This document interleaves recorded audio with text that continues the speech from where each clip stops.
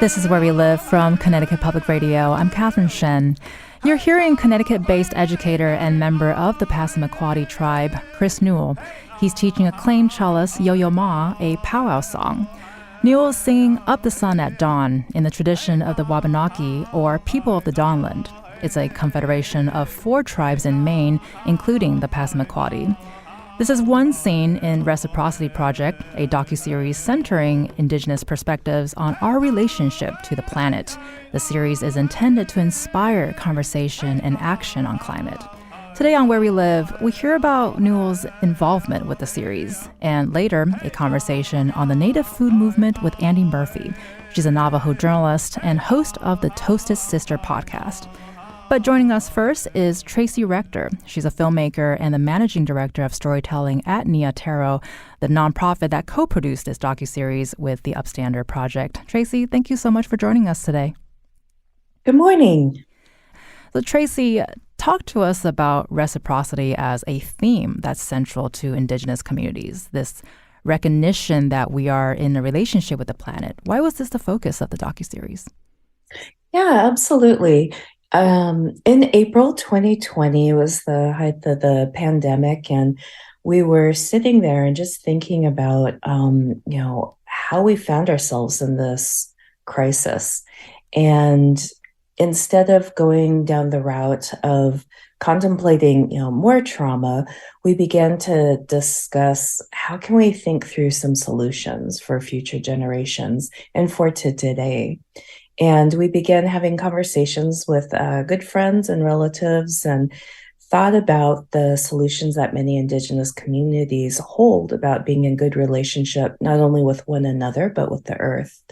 And from that, we began talking about the experience and way of life of reciprocity and being in balance. And so we reached out to some filmmakers and community partners and asked what they thought about telling stories that center reciprocity. And everyone said yes. And everyone also said there's not just one word in our language that means reciprocity, it's a way of life. So that's how the series came to be. Well, I love that because I think, especially since this came at the height of the pandemic, a lot of people went into nature to find some calm. And I remember there was a Pueblo woman in the series that said, "This land gives us life." And I think this series certainly gave life to that kind of storytelling and the fact that you have so many Indigenous partners and consultants and producers who became co-directors through the production process. Can you talk to us about why the collaborative filmmaking was so integral and how did you go about doing that? It was very interesting to produce stories during the pandemic because we had to think through how we could do it virtually. And so it was necessarily so a creative collaboration, just using so many hearts and minds to approach storytelling in a new way. And, at the heart of Reciprocity Project, we really wanted this to be a movement of healing.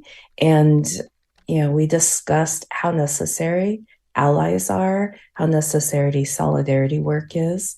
And even though we're centering Indigenous value systems, knowledge, ways of life, stories, we recognize that there's also this opportunity to teach and co-create and build together new ways of being in relationship.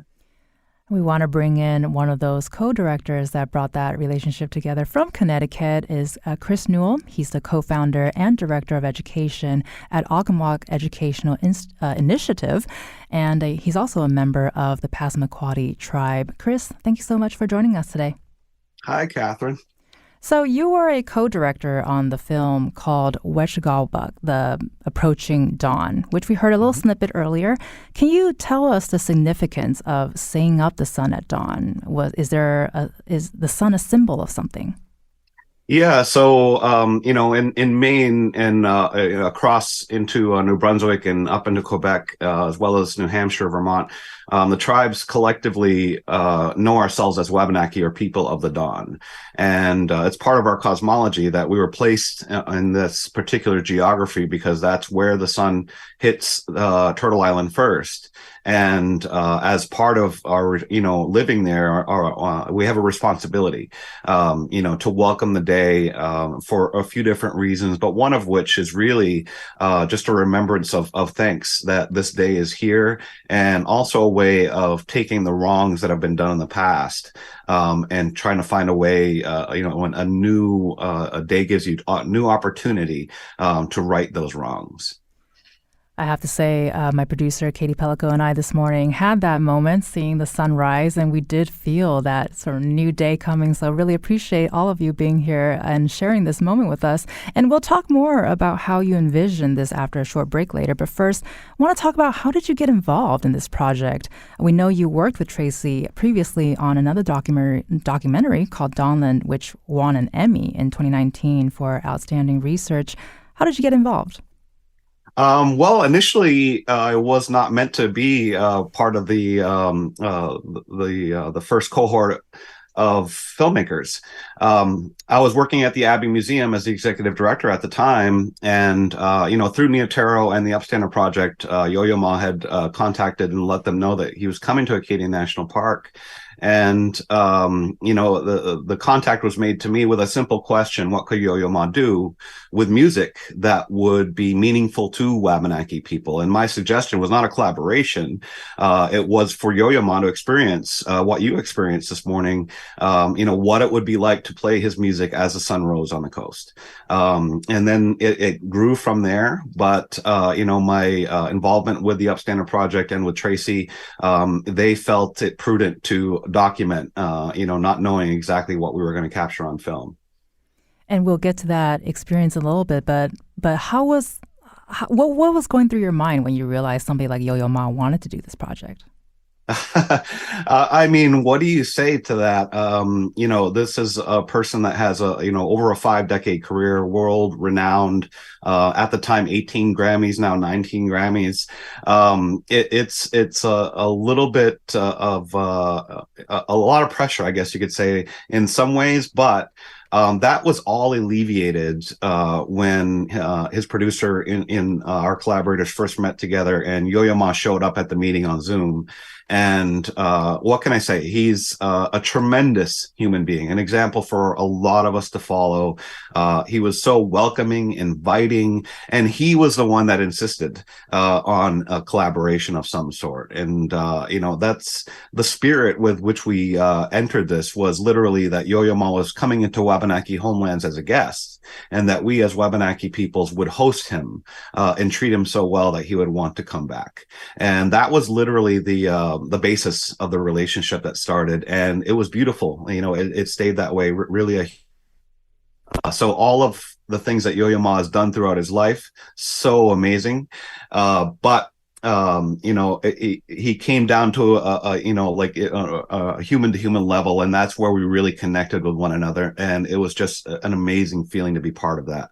Well, I can tell you we're all basking in his and your glory right now. We're going to take a short break. This is Where We Live. I'm Catherine Shen. Tracy and Chris will stay with us. Coming up, a Connecticut-based composer joins us. And later, a conversation on the Native food movement with Navajo journalist and host of the Toasted Sister podcast, Andi Murphy. Find us on Facebook and Twitter at Where We Live. Hey,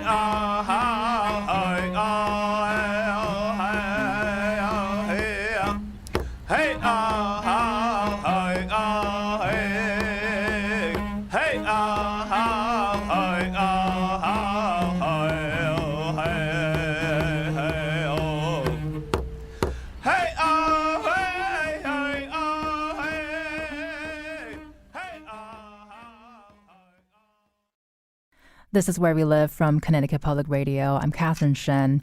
This hour, we're spotlighting Reciprocity Project. It's a docuseries centering Indigenous perspectives on the planet and our climate, all in an effort to create a paradigm shift, reframing our relationship to the earth, other living beings, and one another.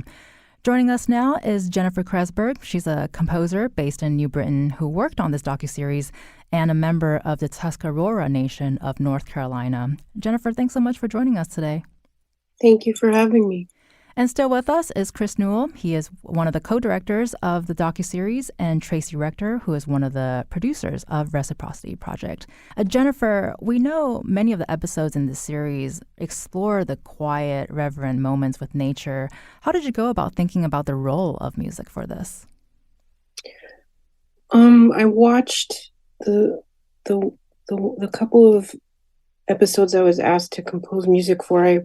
I watched them over and over and over, or watch the unedited cuts over and over and over, and the music just kind of wrote itself.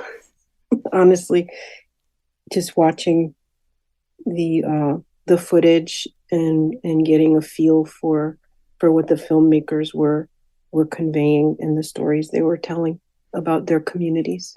What did you think they were conveying? Like, what was going through your mind when you were watching those clips? My favorite one was the first one by the Gwich'in ladies, and it was just really beautiful. They had very beautiful footage of their land and their relationship with the reindeer, which sustains them in all their foods and pretty much everything. And it also, their land informs everything, including their music. So there is some of their music in there a little bit.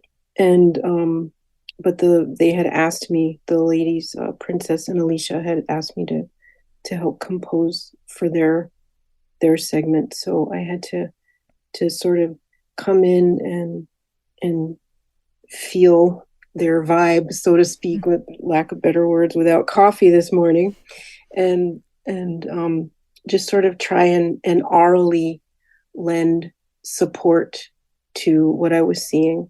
And also through a couple of Zoom meetings with the ladies. Really, really nice people.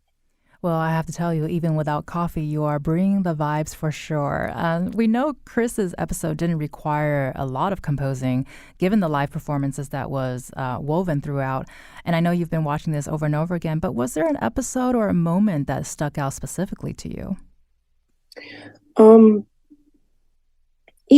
I'm not just saying this because I'm a Libra, but honestly, each episode had one or two moments that really stuck out to me that spoke to me personally anyway. We're all different, but I guess we're all the same too.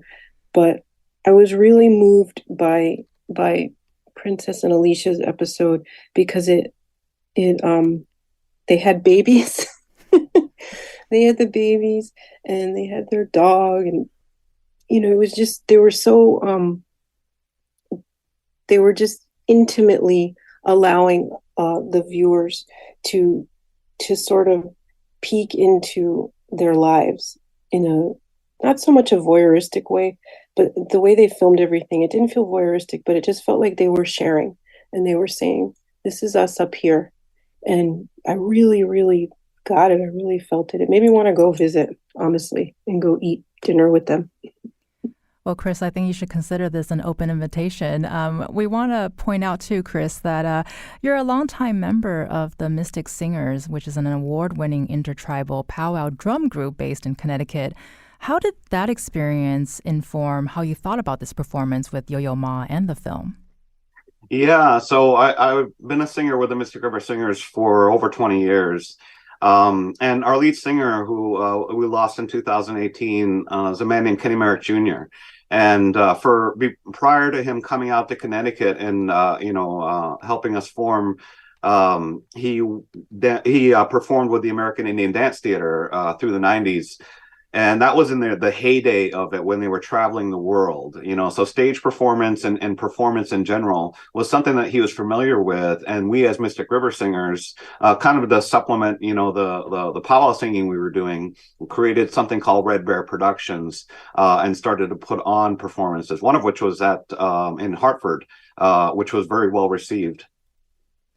And so with that kind of an experience, and I'm sensing that this is very personal. You mentioned, human to human level with Yo-Yo Ma, and I'm assuming also with your fellow brothers and sisters. Is it particularly important not to perform certain ceremonies to camera? And that's a funny question. That's a Absolutely. funny question because we're talking about docuseries right now, right? Yeah, that's such a good question. Because in the formation or the creation of this performance, I was actually given, the kind of the keys to write the performance. And I did base it off of a ceremony that happens in Wabanaki territory, which involves, something a little bit more deeper than just music, but it is a sunrise ceremony with the idea of welcoming the sun. So there is an actual ceremony that goes along with it, and we don't want to perform ceremony for camera because that really takes the spirit away from it, and that's definitely not what occurred with Wet'suwet'en. Instead, we took the elements that are simply human centered. Any human being, living in this day and age that lives in the Dawnland can go and experience sunlight on the coast. Any human being can play music or sing to the sun as it rises. And we wanted to keep it at that level when it came to performance and hopefully transcend boundaries, culturally. Well, speaking of transcending boundaries, let's listen to what Yo-Yo Ma has to say at one point during the film. The fact that you can think of 7 generations back and 7 generations forward is a big lesson for us.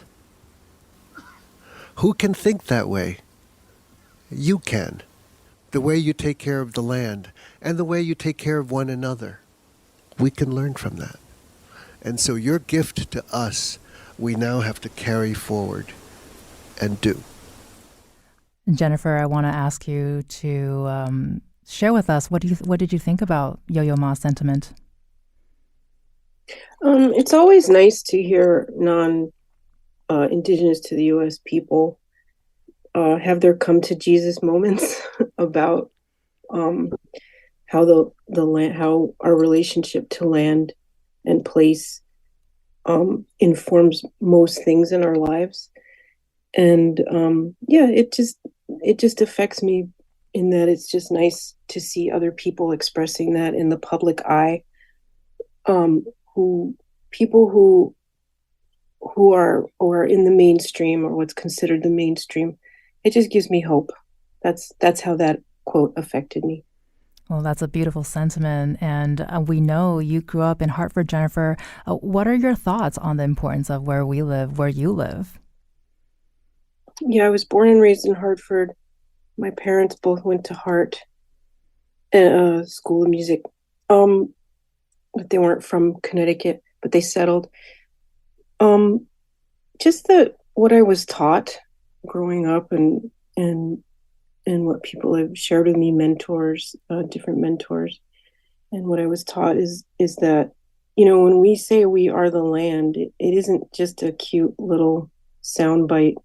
It really, it's everything, right? You get your food from the land, you get your everything from the land, all your ceremonies and your religious. Well, at a certain time, it was like that. If you go back far enough for everybody globally, it was like that. But that also affects your music too. You get your music from the land too, and that's all. Well, thank you so much for that. And Tracy, I want to ask. Yo-Yo Ma mentioned he admires the way you take care of the land, and Jennifer just mentioned that we are the land. What are your thoughts about that? It's been such a privilege to work with Yo-Yo Ma. He, in addition to collaborating on that episode, is also executive producer for the series. And he has traveled across what we now call the United States, in the East Coast and the West Coast, and now the Kingdom of Hawaii. And he truly humbles himself and wants to understand better how to, as Jen mentioned, how to be a good listener and a good neighbor, and to engender all people to pause, listen, and learn what our earth is trying to teach us. It's been just such a treat working with him and seeing someone of his stature take to heart and do the work and really take those steps to being in good relationship with Indigenous peoples. Well, and it seems like teaching and storytelling is the thread, which is why we're here having this conversation today. Chris, your late father helped you in thinking through this performance and the film. And I just want to say that we are so sorry for your recent loss. Wayne Newell championed the study and preservation of Native American cultures and languages. Can you talk to us about his impact on the film and maybe a little bit about how he and Yo-Yo Ma really hit it off? Yeah, what can I say? When given this project by Yo-Yo Ma's team, I turned to Dad first. I was at a point in my life where I could still call my dad, to ask for advice. And 50 plus years of work of language preservation for the Passamaquoddy language, considered a national living treasure by the Department of the Interior. The first thing he said to me when I said that this project was, I described it to him. He said, "You're going to feature our language, right?" So I already knew that question was going to come, which is why the film includes one of our linguists, Roger Paul, telling a story, and it's intentional in the film that you don't even hear the English language spoken until my voice shows up about 3 minutes in the film. And that's, the guidance of my father, right there in the storytelling, is that our language gets featured first. And, his impact, what can I say? We all had a life-changing experience during that morning, June 18th, 2021, at Squiddick Point. And, the rehearsal night, the night before, several special things happened. My father was there. He was giving us advice, things like that.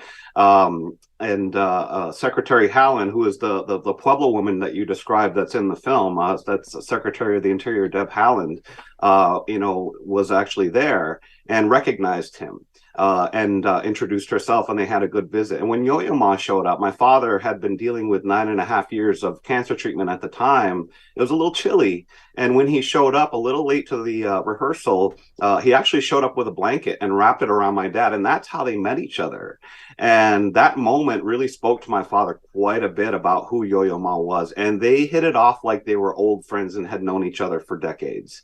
And they stayed in contact with one another after the performance. And it was amazing to see. And those of us, Yo-Yo Ma's team, everybody that was involved with the creation of this, all kind of feel after he's passed away, that it was really his energy that drew us together that day for that important moment. That's kind of a sentiment we all feel in the heart. Well, I think we're feeling it in the studio too. What you just described feels like a warm blanket for us actually during this winter day. And I want to just touch on real quick. You mentioned, and we all saw that in the series, you did start with the language, and we don't hear your English coming in until much later. How are people reacting to that? What are people saying? How are people feeling? Well, it's very subtle, but, and sometimes when we make these films, it's not necessarily for the English speaking audience. At least that, Tracy knows my involvement when we make films about Indigenous cultures, that we want, the culture it comes from, to be just as enamored with the film and representation. So really that was more about, a young Wabanaki, especially Passamaquoddy children, seeing our representation and seeing our language, represented, as primary, and English as a secondary, which is the truth of the matter. 12,000 years of existence in the Dawnland, English is the foreign language to this land. And that was something that was always brought up with in my household. And I just want to give a really quick shout out. I work at the University of Connecticut. I want to give a quick shout out to my colleagues at University of Connecticut, the NEC faculty, as well as the UConn Native American Cultural Program students who are all listening in right now. Thank you so much. We all love a good shout out here, and there's so much at heart here for the series. You've mentioned music, and obviously the land is a huge character here, and now also language. What were some other considerations you made in thinking about this performance? Yeah, there was a very big consideration here. As Wabanaki performers, we're not on the level worldwide, as someone like Yo-Yo Ma, as far as, our renown or or how we're known. And somebody like Yo-Yo Ma, we have a tendency, and for good reasons, to put them on a pedestal, which kind of elevates them. And there was a really big challenge there. I did not want the Wabanaki performers to feel as if they were being token performers to Yo-Yo Ma, which is where that segment that began the show with he and I performing to the other came from. Powwow music is actually, for a Western classical trained musician, very difficult to get the timing down, because it is polyrhythmic and it has a swinging rhythm that they're just completely unfamiliar with. And so was Yo-Yo Ma. So the idea with that particular segment was to have some fun, and that's what it was, very lighthearted. And he struggles through it a little bit, and you can see that in the film. And what it does is it puts us once again on that human to human level. As even as vaunted as his career is, all of us as human beings have something to learn, and that's what's really beautiful about that moment. Well, you just made me feel a little bit better describing that Yo-Yo Ma struggled a little bit during this. So that's a good way for me to end this week, actually. And we understand that this event turned into something of a summit of tribal, state, and federal leaders in Maine. Can you paint a picture of what that was like for you? Yeah, we, Yo-Yo Ma does pop-up performances. This was initially what that was meant to be. This was meant to be, 20 people at Scoodic Point trying to catch the sunrise would have just been lucky enough to see Yo-Yo Ma and us perform that morning. However, in the planning process, Acadia National Park, with about 3 weeks left, asked if Secretary Howland could be invited. And we said, sure, why not? Not really thinking that she would actually say yes, but she did. And so when that happened, she is the first Native American Secretary of the Interior. That position, governs, as Native peoples, our lives, our day-to-day lives here in this country. And so it's historic for her to be there, and she was coming to Wabanaki homelands. So there's a sanctity of the government-to-government relationship between our tribes within the state of Maine and the federal government. And so we invited all of the tribal chiefs as a result to preserve that sanctity. And the Secretary of the Interior visits the state. They let the delegation know that they are coming, and so the Maine delegation, as well as the governor of Maine, invited themselves to the performance. And so the talking circle, which was meant to be just a reflection of a bunch of people that were just happened to be there, ended up being a talking circle of tribal, state, and federal leaders. So I what I tell people is that I ended up, in a way, kind of like taking care of a G20 summit when it came to that portion of the performance. But I can say that the conversations that were had in that circle were so far ahead of where this country has been historically about the idea of conservation and the human involvement that is required for proper conservation, and how we can learn from Wabanaki cultures in Acadia National Park. And I think that there will be waves from that, that will ripple outward, in the world. And that's, once again, the magic. I think, my father, these were all friends of his, when it comes to the delegation of the state of Maine, as well as the tribal leaders. So it's just another pointer that his energy was really the one that drew us all together. Well, now I was going to say, what you describe, it makes me feel like learning is a magical experience, and education feels to be another thread that sort of ties all of this together. And on that note, we know you partner with classrooms and museums around New England to work through Indigenous curriculum. What are some educational opportunities can you envision for this film series?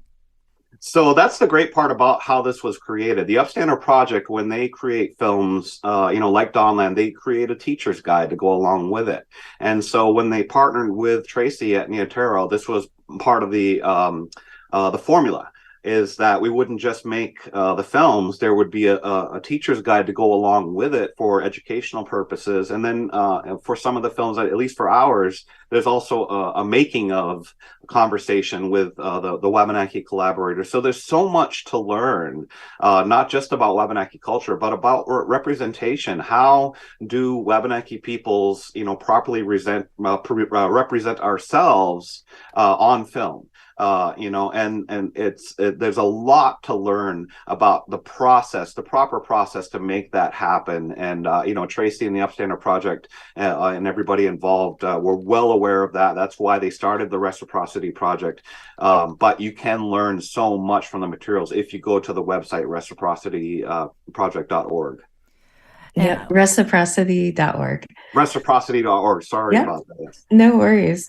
In addition to the educational materials for K through 16, the National Park Service is utilizing the film and the educational materials in training the Park Service employees, which has been fantastic.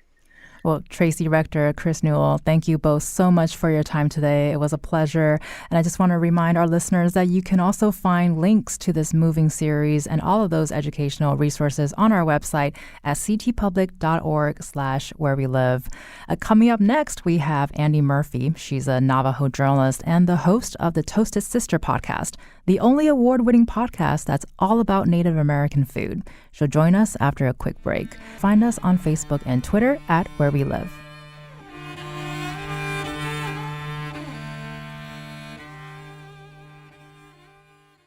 This is Where We Live from Connecticut Public Radio. I'm Catherine Shen. How and what we eat and how much reverence we have for those processes is an essential part of Indigenous perspectives and traditions. This is a larger conversation we're having this hour around our relationship to our planet. And joining us now to discuss the Native food movement is Andi Murphy. She's a Navajo journalist and podcaster, also the creator and producer of the Toasted Sister podcast, which is the only award-winning show about Native American food, and radio producer with Native American Calling, the only live one-hour radio show about Indigenous issues and topics. Andi, welcome to the show. Hi, thank you so much for having me. So we know you've been with us this hour on Pacific Standard Time. Thank you so much for waking up early for this and listening to this conversation. Love to hear about your thoughts on how that factors into your considerations on Native food and the Native food movement. Yeah, no, I mean that's pretty much what it's all about. It's about, bringing perspectives of Indigenous science and tradition, to the forefront in our culinary ways and our culinary journeys going forward. And what is that culinary journey going forward? How would you describe the Native food movement and the momentum right now?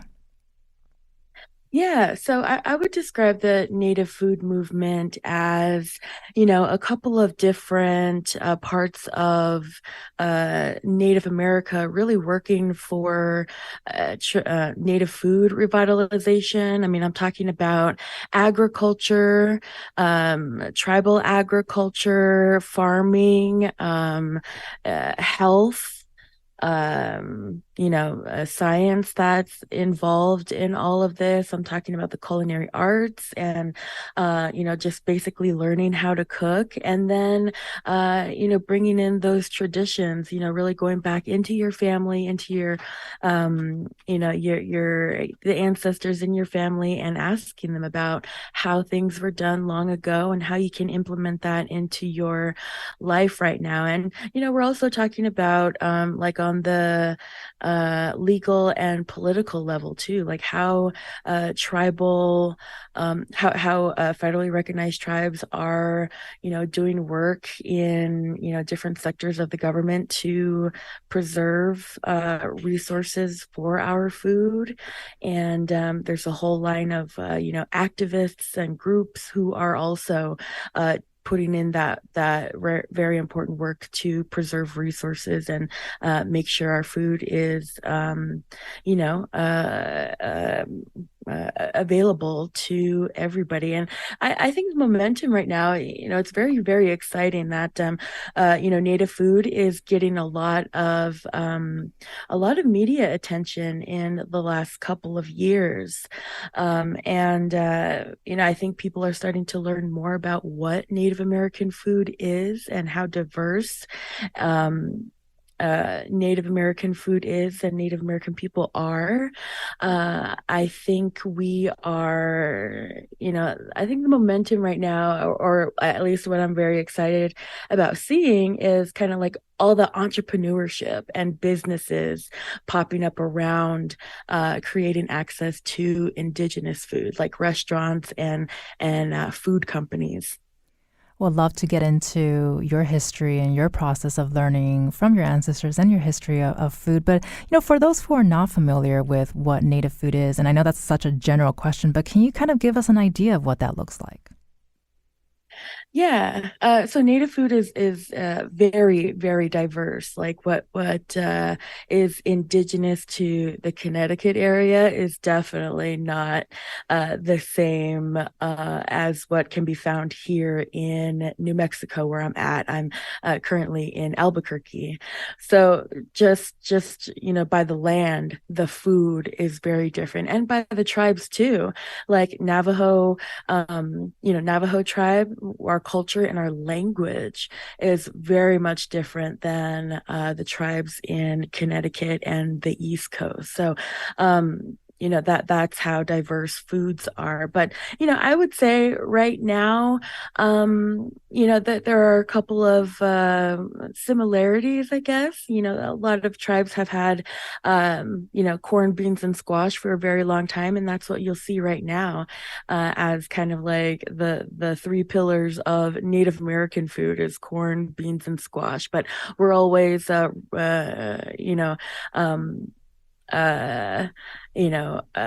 remembering that a lot of food that we find in our grocery stores and that we eat every day are indigenous. They have indigenous origins. So, I hope that answers your question. I know it's like a big, broad definition, but also, it has to do with what is indigenous to the land and how those tribes have molded different seeds and their agriculture to feed themselves. Right. No, I love that. And I'm too aware that it's such a broad question. And I know we can do so many shows just on that question alone. I just wanted to, but you did kind of remind me that I slightly regret not having breakfast now. So there's that. What was your process like learning about, your own connection with food and your history and your family? Can you walk us through that process? Yeah. I wasn't, I didn't grow up in a very traditional household at all. And, I, grew up eating a lot of just regular old American food. But then, really starting to learn about food from different cultures and food from all over the world. And then, bringing all of that into like the journalism I started doing with Native America Calling, focusing on Native issues and topics and then Native food, I started really thinking about like my connection and how really I don't really have a connection to Navajo food. And that's really no fault of my own or my family's, because there was a whole, different chapters in Native American history of assimilation, of forced assimilation. And it was really the goal for the government to erase everything Native about, Native people. So, I'm thinking about that in all of my reporting that I do, and just like you said, that there's no shortage of stories about Native food. I mean, that's really all I do. That's all I do, and there's definitely a whole lot more to explore because there's so many Native food programs and chefs and farmers and people who are doing this work in Native America. There's so many of them just like popping up left and right all over the country, all over the world. And I'm like, my story list is just getting like longer and longer and longer. So I'm gonna be doing this for a long while, and at the same time, learning about other people's food connections and making sure I also learn about mine as well, which is an ongoing process, really. Well, I think you just inspired us to do an entire basically week or month just on a food tour. So we'll be calling you on that. All right. And I wanted to talk to you too, why Toasted Sister, Andi? that everybody think that's like, oh, it must be like a native, something, a story from Navajo culture or something, but it was really just a blog I had before the podcast. It was a food blog, but the blog came from just me and a former editor brainstorming, like, we need something catchy, because I was a food writer before I became a food podcaster. So we wanted to start a blog that I could write all kinds of extra food stuff and share it with our audience. And we were thinking of a catchy name, and it was him actually who was like, Twisted Sister, Toasted Sister. And I'm like, yep, that's it. So I carried that name of my blog into my podcast. I love it. And I mean, it is very catchy. And I love the juxtaposition that it's not really related to anything, but just a fun time. So, Yeah. I mean, it doesn't have to be like so serious, and, coming from, a very traditional place. I mean, we can have fun with stuff too. No, we love those vibes, and I know you kind of talked about it a little bit earlier, but in a recent episode, you have talked about changing the culinary narrative of Native America and sort of shaking off old concepts of indigenous food. And I'm wondering, what are some of the biggest misconceptions about Native food? I think some of the big misconceptions are that Native people are always cooking outside and using, really old tools, and not very many, different flavors and spices. But it is very much the opposite. I mean, just how people think about Native Americans in general. Some people literally think that we don't exist, and we just walked away, and that was the end of the Native American chapter of America. So all of our work as journalists, we're trying to bring these stories, or our current stories of our lives and issues that we find important and that affect us every day. Like that's our job to do that, and that's my job to do that with Native American food, is to show everybody that it is very much alive. It is here in 2023. We have a lot of Native chefs out there who of course have gone to culinary school, but mix all of that with what they remember eating growing up, what their grandma has told them about traditional foods, and what they're learning from their peers who are also, out there learning about these wild foods and traditional foodways. So, I think that's those are what I'm trying to really highlight in my podcast and all the food work that I do, and just in all the work that I do with Native America Calling as a producer, just showing people that here are all these issues right now that are affecting us and our food. So. Well, I know we're here to talk about music and our relationship with land and sort of our human memories with that, but it seems to me that food also carries everything that we've been talking about this hour. And so I want to ask, how does food sovereignty factor into this conversation? Food sovereignty factoring into this conversation. I don't think it can be separated. I mean, I think one of the first things the first guest mentioned was like, and food. I mean, food is very much attached to our culture and our identity. So it can never be left out of anything, really. If you look at any kind of issue or topic in Native America, it almost always it's all connected, and food is always somewhere in there. And The U.S. Department of Interior had said there's no universal definition for food sovereignty, but it can be described as the ability of communities to determine the quantity and equality of the food that they consume by controlling how their food is produced and distributed. Have you thought about this, or what are your thoughts about what the Department of Interior said? Well, yeah, that's a very broad, the baseline definition of food sovereignty.